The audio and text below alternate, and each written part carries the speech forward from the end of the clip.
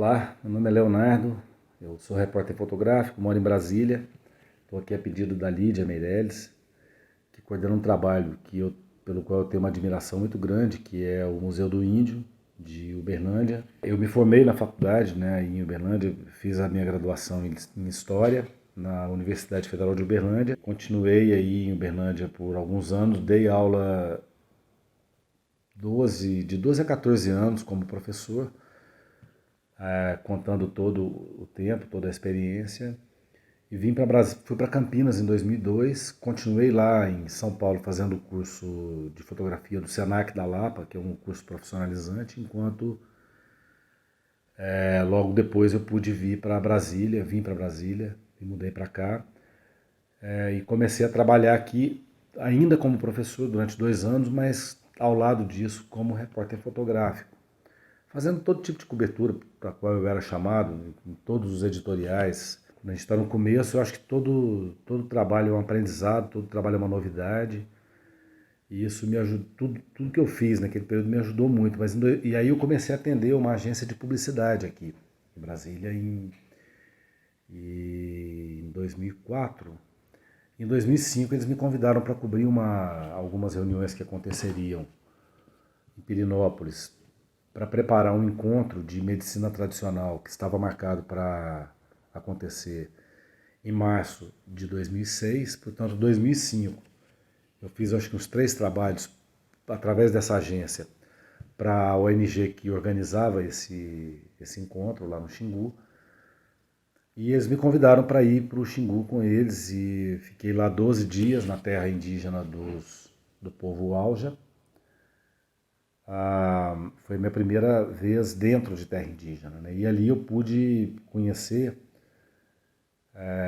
pessoas de outros povos que vinham de outros lugares e ouvir suas histórias e conhecer um pouco de cada um, conversar com cada um também um pouco.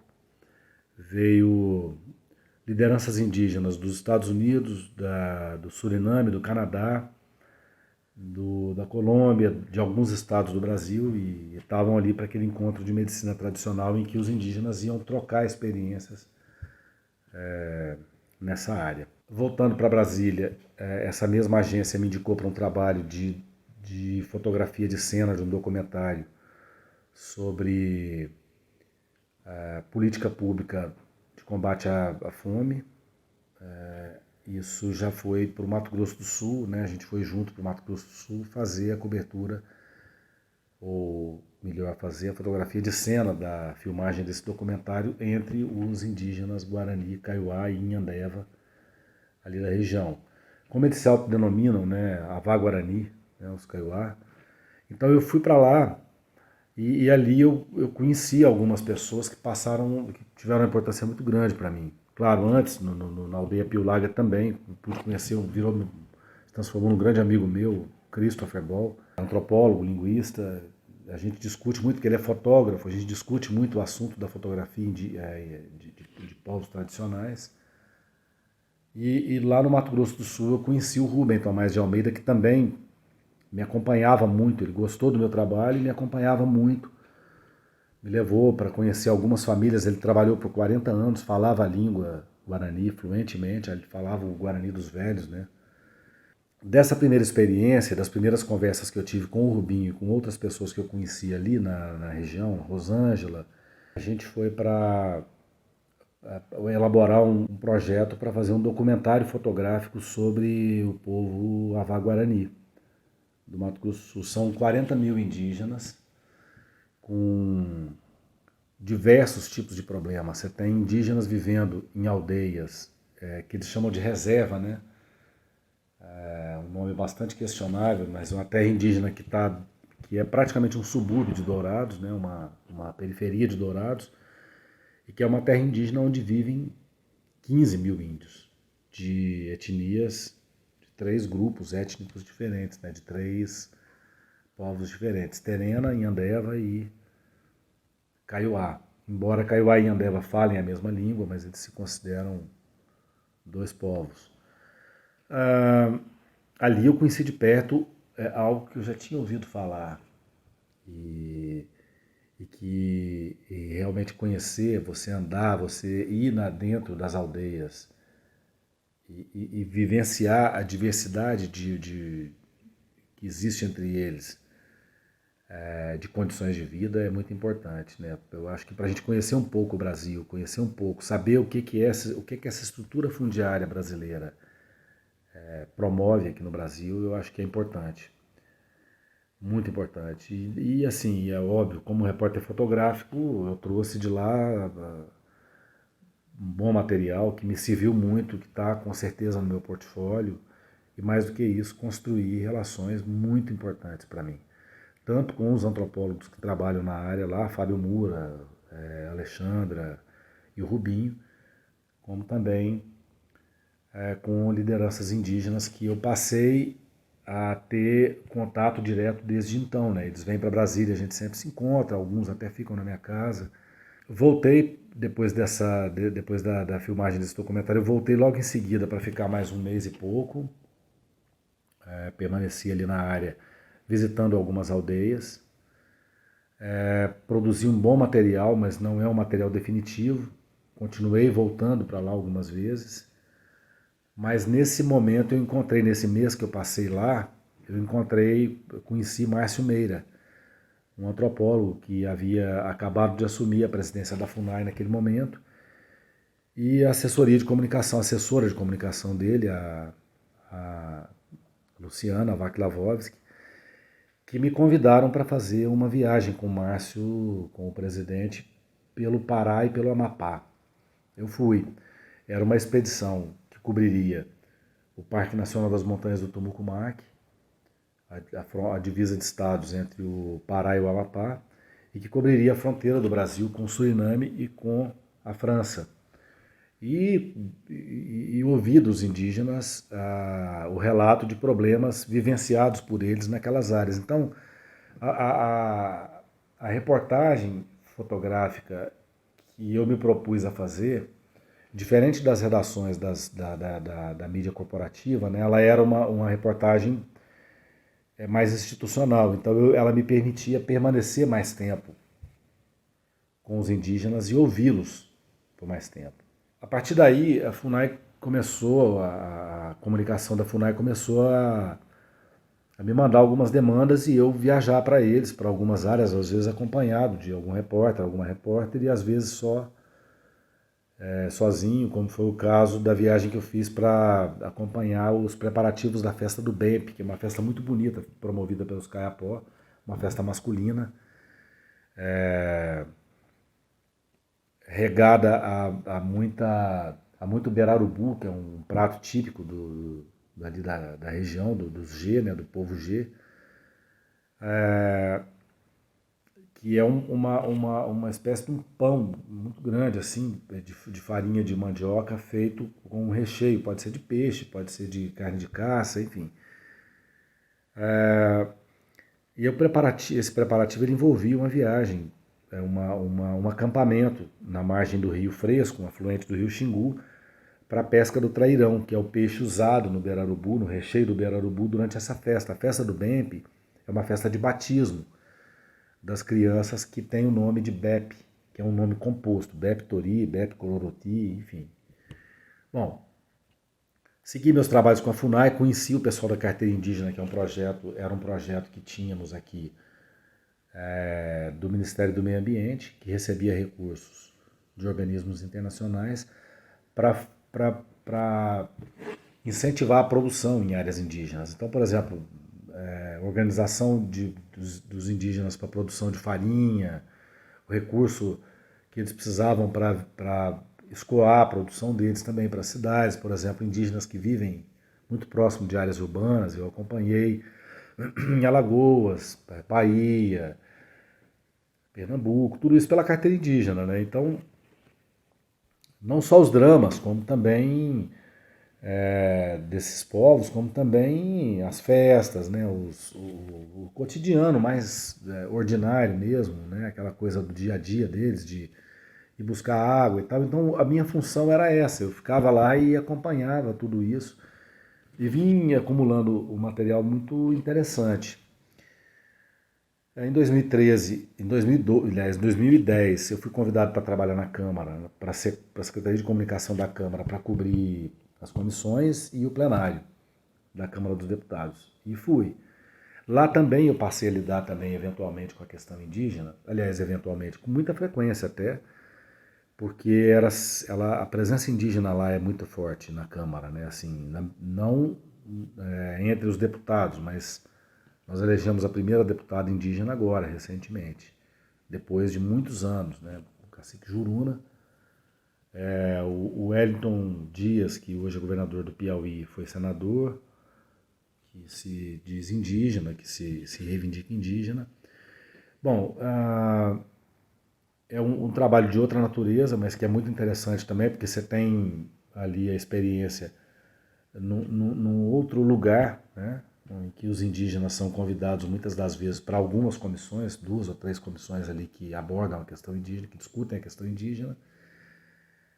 E em 2013, 2012 eu fui para a Secretaria de Comunicação compor a equipe de fotografia do Ministério Público Federal, lá na Procuradoria-Geral da República, aqui em Brasília, né?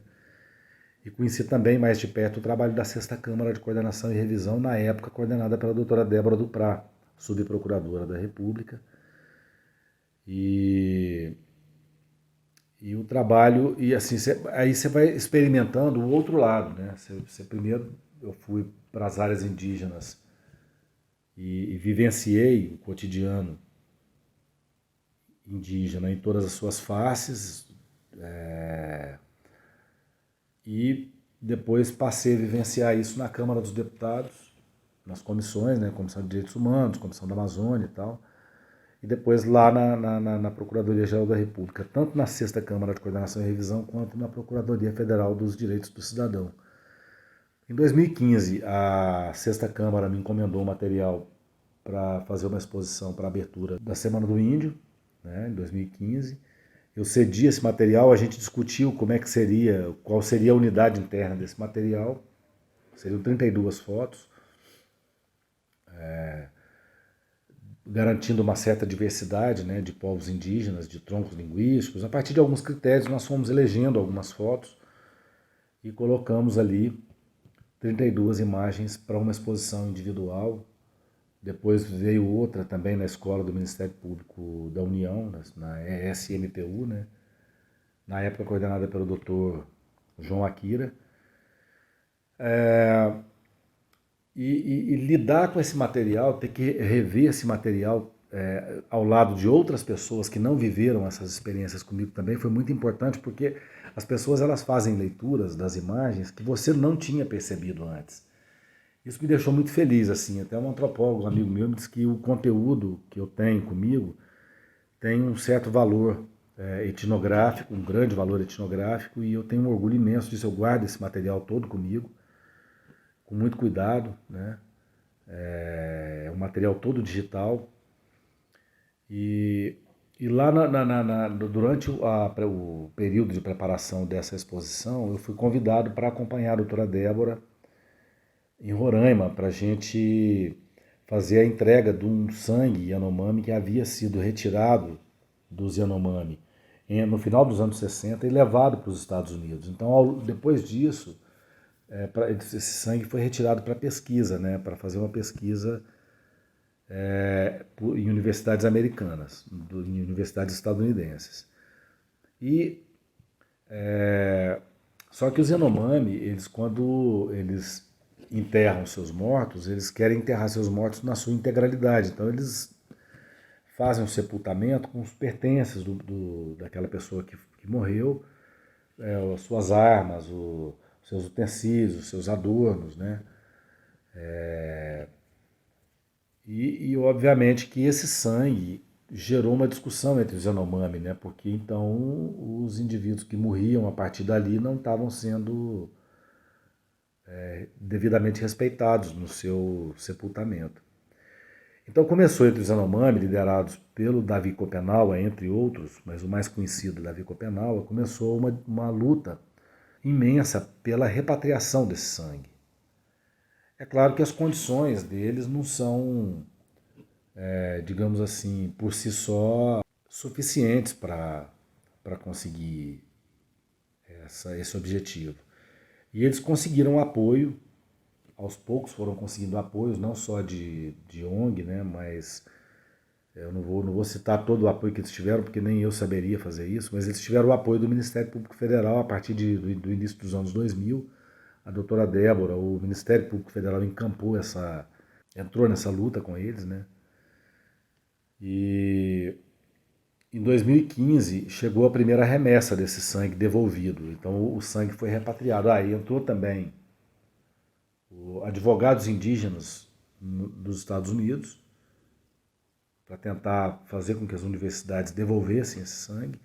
E também o Itamaraty, né? O Departamento de Direitos Humanos, chefiado pelo embaixador Marco Túlio Scarpelli. E aí, em 2015, quando eu estava preparando a minha exposição, esse material chegou lá na PGR. E foi uma surpresa, porque ele chegou de uma hora para outra, né? Então, a minha chefe quis mandar uma equipe para acompanhar e me pediu para ir junto com a doutora Débora até a aldeia Yanomami levar esse sangue. E assim nós fizemos. Eu fui com ela. Houve uma cerimônia de sepultamento dessa primeira remessa de sangue que chegou dos Estados Unidos. Esse foi um dos trabalhos que mais me marcou, assim, porque eu vi o resultado de uma luta que durou décadas. E também, por que não dizer, eu estou lá, né, a importância das instituições que querem funcionar. A importância de pessoas que pertencem a essas instituições, que têm a compreensão da importância do seu trabalho e do efeito que o seu trabalho pode fazer. E eu acho que teve um efeito apaziguador, né, no espírito dessa gente, desse povo que vive no extremo norte do Brasil e na Venezuela, corrigindo uma injustiça que já durava 40 anos, 50 anos. Né?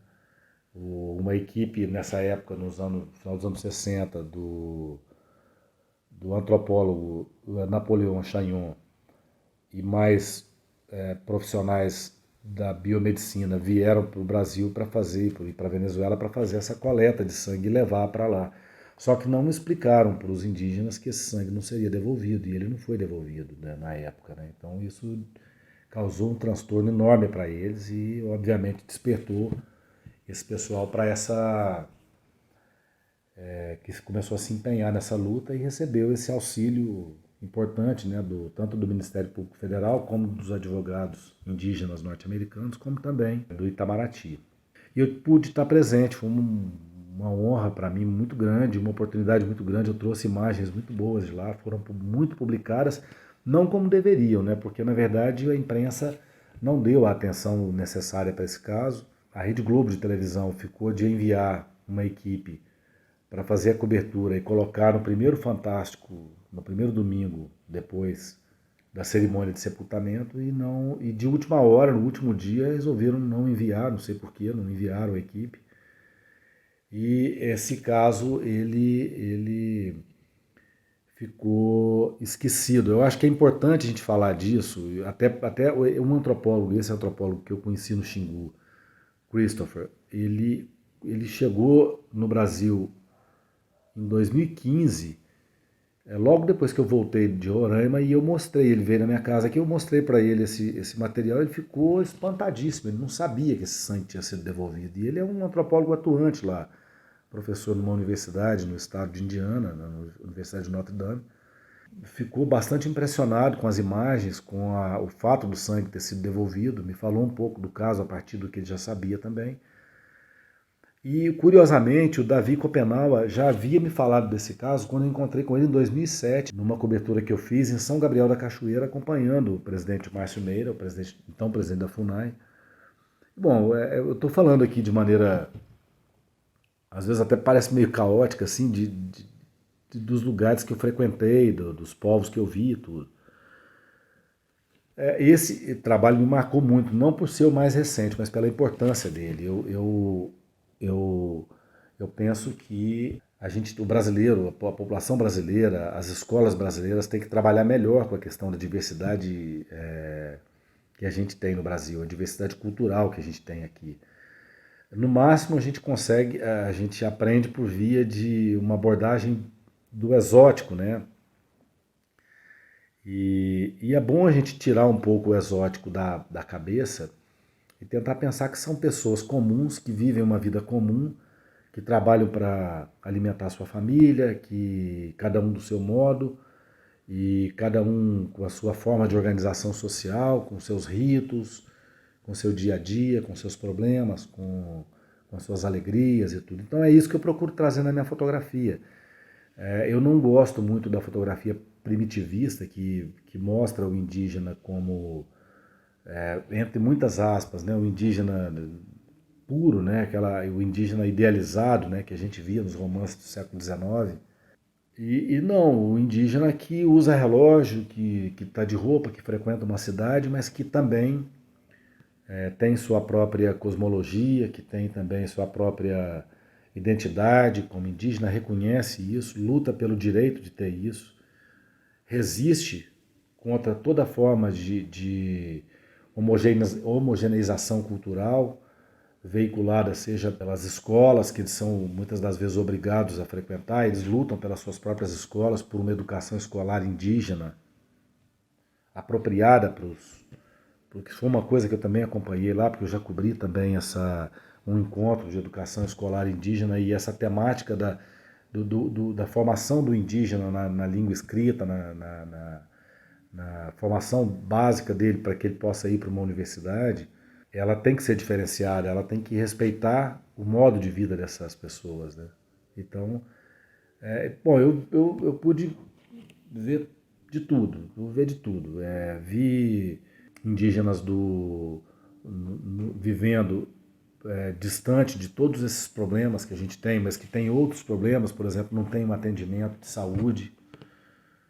Nós temos uma medicina capaz de resolver problemas que eles têm, mas essa medicina não chega até lá, né? Então, nas áreas mais longínquas, né? Nas áreas mais dentro da floresta amazônica, por exemplo, mas mesmo aqui no Mato Grosso do Sul, né?